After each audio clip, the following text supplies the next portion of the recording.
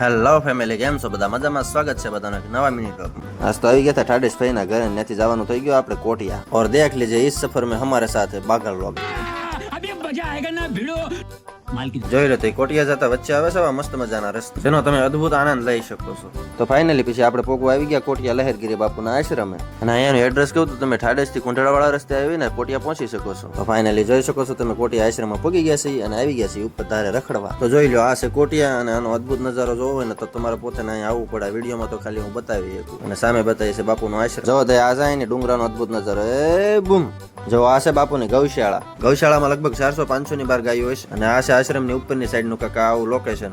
જોઈ લો, તે બાઘા વગર લાગી ગયા છે થોડુંક ફોટોશૂટ। પછી આપણે આવી ગયા નીચેની સાઈડ આંટો મારવાનું। જો ઘોડા મસ્ત મજાનું ઘાસ સરે। આવી ગયા પછી નીચેની સાઈડ ને જો સામે જે બતાય ને બાપુનો છે મેન આશ્રમ। જો આ ડુંગરાની વચ્ચે આવું અદ્ભુત લોકેશન બનાવેલું છે, અને અંદરની સાઈડ જાય ને તો ચારે ફરતું છે ગાયોની ગૌશાળા, વચ્ચે છે બાપુનું બેસવાનું સ્થાન। તો આ છે લહેરગીરી બાપુ અને આ છે એનો ધૂણો। ફાઇનલી તો આપણે બાપુના દર્શન કરી લીધા ને પછી આવી ગયા આશ્રમની બહાર। સારું, હાલો મળીએ નવા વ્લોગમાં, બાય બાય। ઉભા રહો, ડુંગરાના અદ્ભુત નજારા તો જોતા જાઓ। જોઈ લો, પણ છે ને અદ્ભુત નજારો, રસ્તામાં તો ઉભું રહી જવાનું મન થાય એવું। આવી પવન ચીકી વારા ઘડિયા જોઈને પછી આપણને મન થઈ ગયું એને થોડાક ફોટા પડે, એટલે બાઇક ઉભી રાખીને આવી ગયા, પવન ચીકીની નજીક ને પાડી લીધા થોડાક ફોટા મસ્ત મજાના, થોડી બનાવી લીધી રીલ। અને જો આ છે બધા થોડાક મસ્ત મજાના સિનેમેટિક શોટ જે આપણે લીધેલા છે બાઘા બ્લોગરે।